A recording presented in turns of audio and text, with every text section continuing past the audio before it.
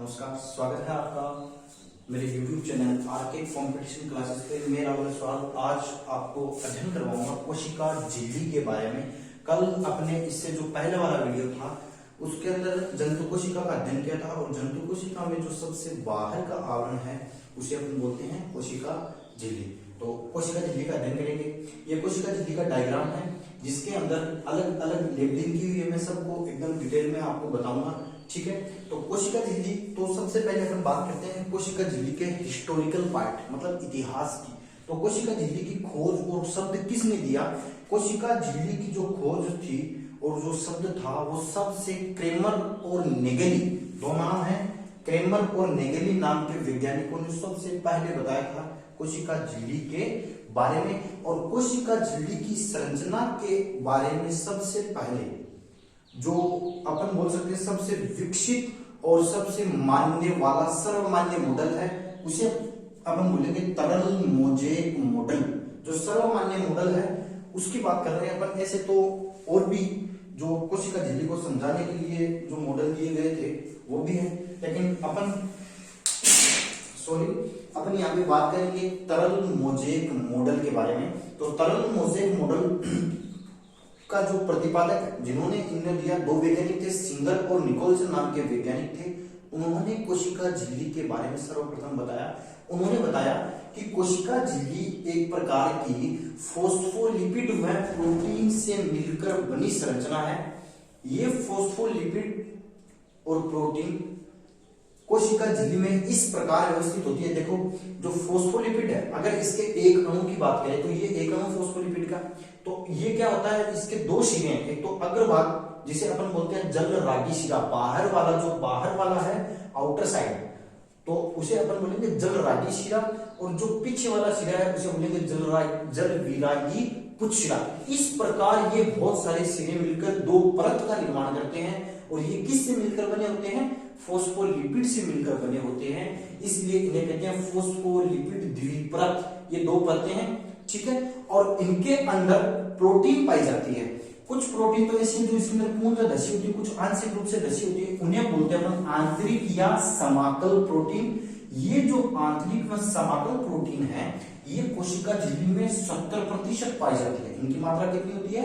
70%। जैसे कहने का मतलब ये है कि कुल जो प्रोटीन है जो कोशिका झिल्ली का निर्माण करती है उसमें से 70% तो केवल आंतरिक व समाकल प्रोटीन ही पाई जाती है। जबकि अपन बात करें परिधीय प्रोटीन की, जो इसकी परिधि के ऊपर पाई जाती है, जिन्हें आसानी से अपन अलग भी कर सकते हैं, जबकि इनको आंतरिक व समाकल प्रोटीन को अलग नहीं कर सकते। तो अपन बात कर रहे थे परिधीय प्रोटीन की। तो ये जो परिधीय प्रोटीन है ये परिधि के ऊपर पाई जाती है कोशिका झिल्ली की। तो और ये कितनी प्रतिशत होती है? 30%। मतलब कुल प्रोटीन का 30% भाग कौन सा होता है? परिधीय प्रोटीन होता है, ठीक है। और इन परिधीय प्रोटीन पे आपको देखो छोटे छोटे अणु संरचना दिख रही है, अणु से बनी हुई। ये एक प्रकार से कार्बोहाइड्रेट से मिलकर बनी संरचना है जिसे अपन बोलते हैं ग्लाइकोकैलिक्स अणु की संरचना, ठीक है। ये हो गई आपकी कोशिका झिल्ली की संरचना। अब देखो इसकी अगर मोटाई की बात करें तो इसकी कुल जो मोटाई होती है वो होती है 70 एंगस्ट्रॉम, ठीक है। अब देखो 70 एंगस्ट्रॉम को भी डिवाइड अलग अलग भागों में बांटा गया है। कहने का मतलब जो फॉस्फोलिपिड द्विपरत है, जैसे ऊपर वाली जो परत है वो 20 एंगस्ट्रॉम की, और नीचे वाली भी क्या है? फॉस्फोलिपिड वाली 20 एंगस्ट्रॉम की, और इनके बीच में जो गैप है वो कितना है? 35 एंगस्ट्रॉम का। इस प्रकार ये जो कोशिका झिल्ली है इसकी मोटाई बताई गई है 75 एंगस्ट्रॉम बताई गई है। 75 एंगस्ट्रॉम, 20 20 40 40 35 75, ठीक। 75 एंगस्ट्रॉम क्या होती है कोशिका झिल्ली की मोटाई? ये क्वेश्चन आया हुआ भी है। तो आगे अपन बात कर रहे थे तरल मोज़ेक मॉडल के अंदर, बताइए ये बातें। तो अब तरल मोज़ेक मॉडल के की बात करते हैं। तो इन्होंने बोला कि तरल मोज़ेक मॉडल के अनुसार कोशिका झिल्ली कोशिका का रक्षात्मक आवरण है, और यह फॉस्फोलिपिड, मतलब फॉस्फोलिपिड 52%। कुल कोशिका झिल्ली में फॉस्फोलिपिड कितनी प्रतिशत होती है? 52%। ये क्वेश्चन आया हुआ एग्जाम में, आप इस लाइन को याद रखना, स्टार लगा देना कि कोशिका झिल्ली में फॉस्फोलिपिड 52% तथा प्रोटीन 40% और कार्बोहाइड्रेट 8% पाई जाती है। और ये जो डाटा तैयार किया गया है ये मानव आरबीसी की कोशिका झिल्ली से लिया गया है। कहने का मतलब मानव की जो लाल रक्त कोशिकाएं हैं उसके अंदर 52% तो क्या थी? फॉस्फोलिपिड देखी गई है, और 40% प्रोटीन देखी गई है, और 8% कार्बोहाइड्रेट। कार्बोहाइड्रेट ये ग्लाइकोलिपिड कार्बोहाइड्रेट तो है, ठीक है। तो इस प्रकार कोशिका झिल्ली का निर्माण हुआ। और जो कोशिका है उसके अंदर विभिन्न प्रकार के पदार्थों का आदान प्रदान होता है, वो इसी कोशिका झिल्ली के द्वारा होता है। और कुछ विशेष प्रकार के ही पदार्थों को ये कोशिका में प्रवेश करने के लिए अनुमति प्रदान करती है। इसके इस गुण के कारण ही इसे अपन बोलते हैं चयनात्मक व अर्धपारगम्य झिल्ली कहते हैं। ठीक है, यहां तक आप नोट डाउन करें, स्क्रीनशॉट ले लें, इसके आगे अपन पढ़ेंगे अभी। ठीक है, आपने स्क्रीनशॉट ले लिया होगा तो आगे बताते हैं। तो यहां तक समझ में आया होगा।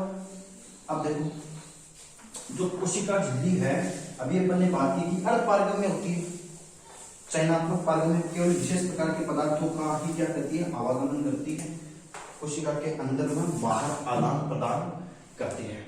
अब देखो एक पॉइंट मैंने आपको पहले बताया था, वो थोड़ा सा मिस हो गया, तो अभी आपको बताते हैं।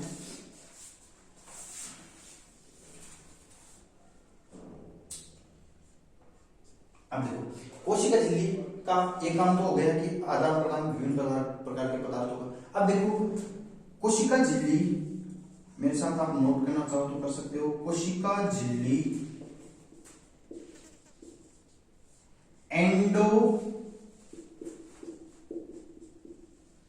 एंडोसाइटोसिस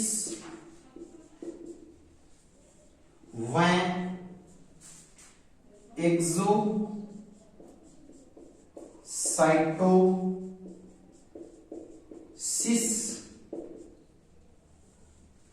प्रक्रिया द्वारा पदार्थों को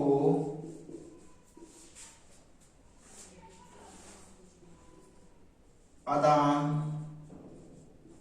प्रदान, या अपने से बोल सकते हैं कि आदान प्रदान नहीं लिखकर अपने से बोलते हैं कि कोशिका झिल्ली भक्षण करती है या बाहर भेजती है कुछ पदार्थों को, तो वो किसके द्वारा होता है, एक्सोसाइटोसिस व एंडोसाइटोसिस द्वारा पदार्थों का आदान प्रदान करती है। ये आपको लाइन लिखनी। अब देखो इसके अंदर दो शब्द है, एक तो है एंडोसाइटोसिस, एंडो का मतलब होता है अंतर, मतलब कोशिका का विभिन्न बाह्य पदार्थों का क्या करना, अंदर की ओर भक्षण कर लेना, उसे अपन बोलेंगे एंडोसाइटोसिस, और दूसरा है एक्सोसाइटोसिस। अब देखो जो ये एंडोसाइटोसिस है, इन एकदम शॉर्ट में बता दूं मैं आपको, याद कर लेना, शॉर्ट में सही रहेगा। एंडोसाइटोसिस ये दो प्रकार का होता है, एक को तो बोलते हैं अपन पिनोसाइटोसिस, ये एग्जाम में आया हुआ है, पिनोसाइटोसिस मतलब जो द्रव्य पदार्थ है ना, जिनकी प्रकृति कैसी हो, एकदम द्रव्य, उनको अगर कोशिका झिल्ली अंदर की ओर भक्षित करती है, उसे अपन बोलेंगे पिनोसाइटोसिस। और अगर बात करें फेगोसाइटोसिस की, फेगोसाइटोसिस, आप इसकी परिभाषा अगर लिखना चाहते हो तो लिख सकते हो। फेगोसाइटोसिस क्या होता है, जो ठोस पदार्थ है उनका कोशिका झिल्ली द्वारा क्या करना, अंतर ग्रहण कर लेना, उसे क्या कहेंगे अपन, फेगोसाइटोसिस। तो एक बार वापस, एंडोसाइटोसिस वह प्रक्रिया है जिसके द्वारा द्रव्य और ठोस पदार्थों का अंतर ग्रहण किया जाता है। अगर कोशिका झिल्ली द्रव्य पदार्थों का अंतर ग्रहण करे उसे बोलेंगे पिनोसाइटोसिस। और दूसरा क्या है, कोशिका झिल्ली द्वारा ठोस पदार्थों का अंतर ग्रहण करना, उसे बोलेंगे फेगोसाइटोसिस। ठीक है, यहां तक समझ में आया आपको। अब देखो इसके बाद में कुछ लक्षण है जो जंतु कोशिका की कोशिका झिल्ली और पादप कोशिका की कोशिका झिल्ली। और कोशिका झिल्ली मैंने आपको बताया पिछले वीडियो में कि कोशिका झिल्ली जंतु और पादप दोनों में पाई जाती है, जो कोशिका झिल्ली होती है वो दोनों में पाई जाती है। तो इनके अंदर एक इनका लक्षण है,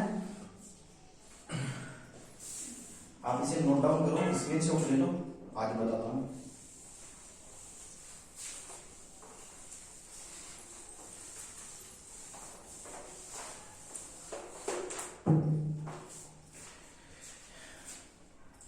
अब ये क्या करती है, इसका एक और कार्य लिखो, यह विभिन्न पदार्थों का सक्रिय व निष्क्रिय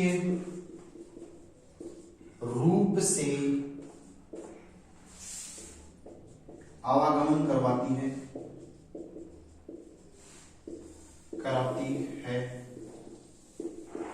ठीक है, और जिसे अपन बोलेंगे सक्रिय, मतलब जिसके अंदर ऊर्जा खर्च हो।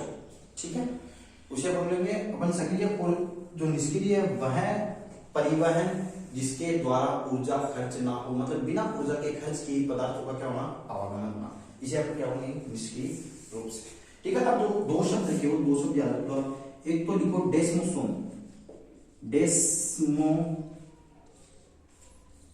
डेस्मोसोम, ठीक है। ये डेस्मोसोम आपको याद रखना है। देखो जो कोशिका झिल्ली है वो क्या करती है, जंतु कोशिका की बात करें तो सबसे बाहर जंतु कोशिका में सबसे बाहर वाला आवरण होता है, तो ये क्या करती है, पास में जो कोशिकाएं हैं उनको आपस में जोड़ने का काम भी करती है विभिन्न संरचनाओं के द्वारा, और उनमें आपस में पदार्थों का आदान प्रदान भी करती है। तो कहने का मतलब ये है कि जंतु कोशिका में दो कोशिकाएं कोशिका झिल्ली द्वारा आपस में, कहने का मतलब जैसे ये कोशिका है, ये कोशिका ये है और एक कोशिका ये है, ये जिस संरचना से आपस में जुड़ी हुई है उसे अपन बोलेंगे डेस्मोसोम। तो क्या बोलेंगे, जंतु कोशि, दो लिखेंगे, कैसे लिखेंगे, दो जंतु कोशिका के मध्य संयोजक स्थल, जिसे अपन क्या बोलेंगे, डेस्मोसोम। ठीक है, और इसी प्रकार अपन बात करेंगे पादपों की। तो पादपों में भी अपन ऐसी संरचना देखने को मिलेगी।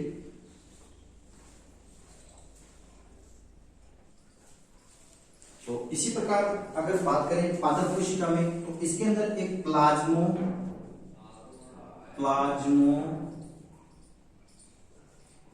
डेस्मेटा नाम की संरचना पाई जाती है। क्या पाई जाती है, प्लाज्मोडेस्मेटा। ये प्लाज्मोडेस्मेटा क्या है, ये प्लाज्मोडेस्मेटा क्या है, पादप कोशिकाओं में जो दो निकटवर्ती पादप कोशिकाएं जो आपस में उनके संयोजन का स्थल है, जुड़ी हुई होती है जिस संरचना से, उसे हम अपन बोलते हैं प्लाज्मोडेस्मेटा। तो जंतु की बात करें तो डेस्मोसोम क्या करती है, दो कोशिकाओं को आपस में जोड़ती है, और प्लाज्मोडेस्मेटा क्या करता है, दो निकटवर्ती पादप कोशिकाओं